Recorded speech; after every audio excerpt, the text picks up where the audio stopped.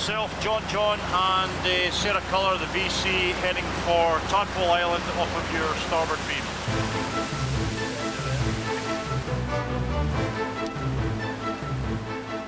I have been diving in cold waters ever since I learnt to dive. I started diving in Scotland. I dive year round in Scotland, so the temperature gets pretty low there.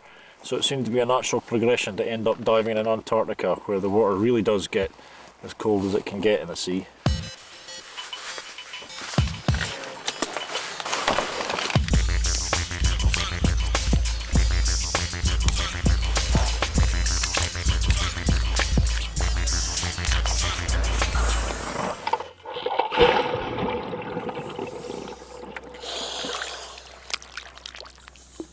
Well, compared to what we see on shore and up above the waters, the underwater world in Antarctica is amazingly diverse.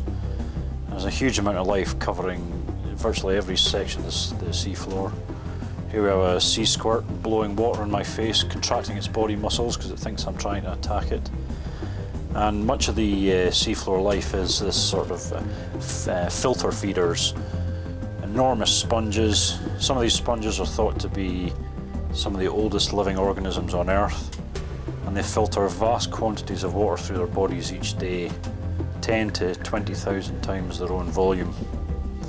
Another prominent feature are the starfish. They can get to enormous sizes as well, and they're quite aggressive predators, although they don't appear it in the first case.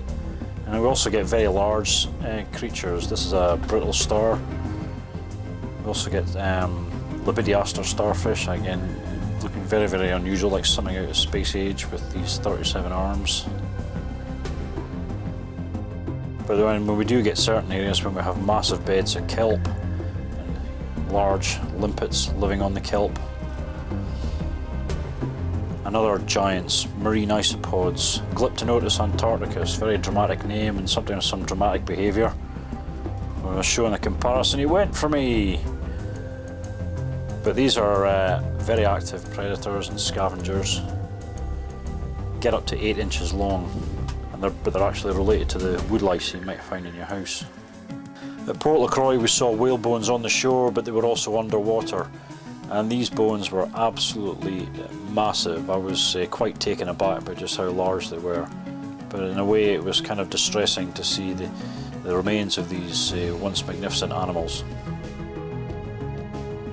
And of course, as you get shallower, you find areas that are very heavily impacted by ice, with enormous boulders shoved out the way, big trenches carved through the seabed, and rock just pounded into dust.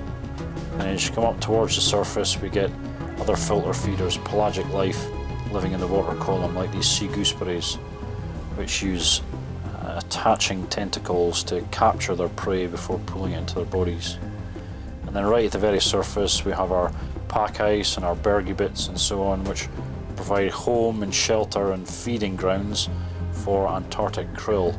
Antarctic krill is a very, very important species in this part of the world. It sustains a huge variety of life, from seabirds to seals to even gigantic whales.